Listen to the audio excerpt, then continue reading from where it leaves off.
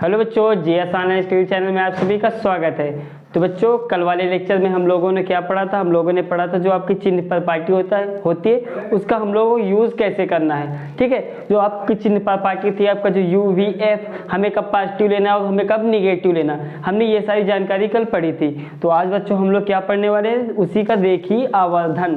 तो अगर रेखीय आवर्धन आ गया, चिन्ह प्रॉपर्टी अच्छे से हमें समझ में आ जाएगी, तो जो आपके न्यूमेरिकल्स होंगे वो लगाने में दर्पण से कोई दिक्कत नहीं होगी। इसीलिए आज हम लोग क्या पढ़ने वाले? रेखीय आवर्धन पढ़ने वाले। तो बच्चों, इससे पहले वाले जो लेक्चर थे आप लोग प्लीज देख लेना एक बार, क्योंकि उनमें हमने एकदम अच्छे से एक्सप्लेन करके बताया और अच्छा सा कंटेंट दिया है आप लोगों के लिए। तो चलिए बच्चों, आपके लिए आज की क्लास तो हम लोग करते हैं स्टार्ट। और आपके लिए जो आपका चैप्टर है प्रकाश वाला, उसमें से एक टॉपिक है आपका रेखीय आवर्धन।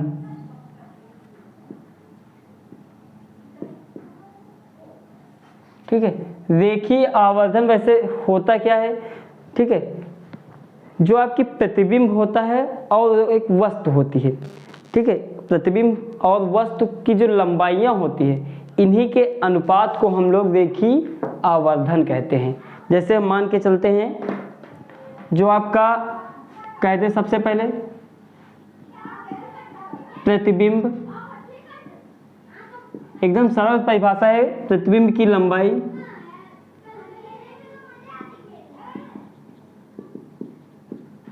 तथा वस्तु की लंबाई को के, एक सेकंड बच्चों, अनुपात को, ये बात याद रखना, अनुपात को हम लोग क्या कहते हैं? रेखीय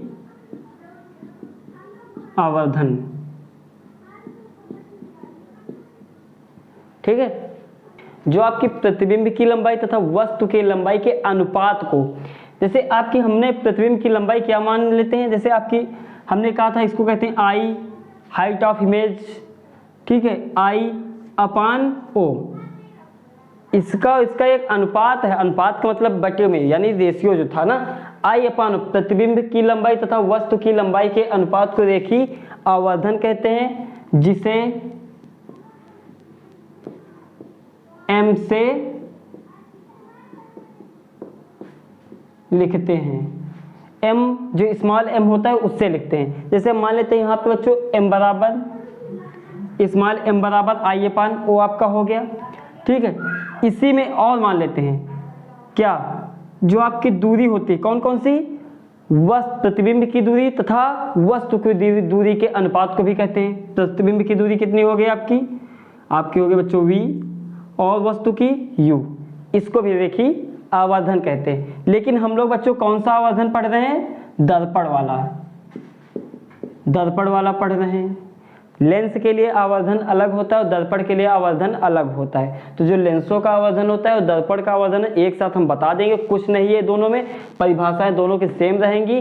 प्रतिबिंब की लंबाई तथा वस्तु की लंबाई के अनुपात को रेखीय आवर्धन कहते हैं, या फिर प्रतिबिंब की दूरी तथा वस्तु की दूरी के अनुपात को रेखीय आवर्धन कहते हैं। लेकिन इसी में एक चीज ये रहता है बच्चों, जो दर्पण के लिए होता है, दर्पण के लिए जो आवर्धन होता है, इसमें क्या कर देते हैं, यहाँ पे माइनस होता है। बस इतनी बात आपको याद रखनी है।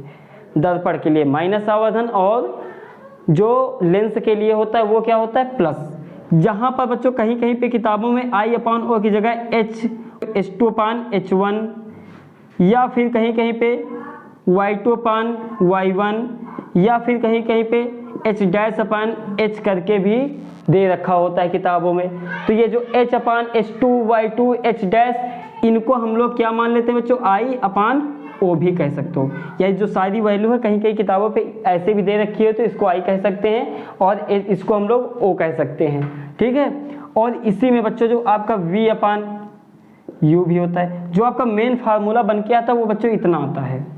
ये हम लोग दर्पण के लिए बताएं। अगर लेंस की बात की जाए तो बच्चों कुछ नहीं है लेंस के लिए, m बराबर I अपान O बराबर V अपान U, बस इतना है बच्चों। किसके लिए? लेंसों के लिए आवर्धन इतना होता है, सिर्फ ये लेंस के लिए। हम इधर लिख दे रहे हैं किसके लिए बच्चों ये, तो ये आपका लेंस के लिए, ठीक है। दर्पण और लेंस के लिए रेखीय आवर्धन अलग अलग होते हैं, बस परिभाषा आपकी सेम रहती है। आवर्धन आप बिल्कुल आइएगा, इतना सारा कंटेंट। तो इसके बाद हम लोग क्या पढ़ेंगे, इसके बाद हम लोग चालू करने वाले हैं लेंस के बारे में। तो तब तक आप लोग ये नोट कर लीजिएगा। अब इसके अगले वाले लेक्चर में हम लोग लेंस चालू करेंगे, ठीक है बच्चों। तब तक के लिए धन्यवाद और जय हिंद।